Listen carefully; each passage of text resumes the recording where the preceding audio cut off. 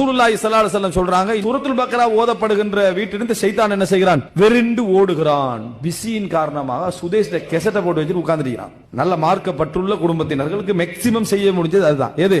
சூரத்துல் ரசூல் ஸல்லல்லாஹு அலைஹி வஸல்லம் சொல்லல சூரத்துல் பக்ரா டெய்லி ஓதுங்கன்னு சொல்லி. சூரத்துல் பக்ராவை டெய்லி ஓதுங்கன்னு ரசூலுல்லாஹ் சொல்லல.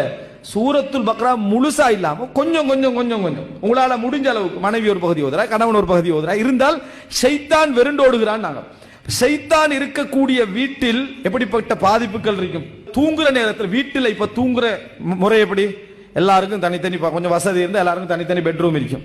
எல்லாம் மொபைல் போனோட பேர் தான் உழுவுறது பெட்ல, விளங்கிட்டா? அப்படியே விழுந்துட்டு எல்லாரும் அங்கே இருந்து அவுது கலிமாத்தில்லாஹி தாமாத்தெல்லாம் ஒண்ணும் இல்ல, ஹாஃப்ல தூக்கம் பேத்துறது. எதுல? அப்படியே தூக்கம் பேத்து பாக்குறது. உமா மகன் தூக்கம், ஓகே முடிச்சு, இவ்வளவுதான். அவர் தூக்கம் இவர் எப்படி தூங்கினான்னா மயங்கிட்டாங்க எல்லாரும்.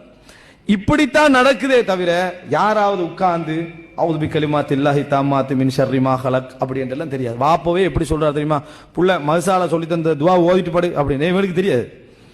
மதுசால சொல்லி தந்த துவாவை ஓதிட்டு படுகின்றார் இவர்.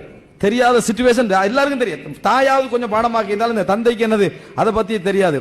என் புள்ள துவா சொல்றத பார்க்கல எனக்கு சரியான சந்தோஷமாக்கி. உனக்கு ஏன் சந்தோஷமாக்கி தெரியுமா? உனக்கு துவா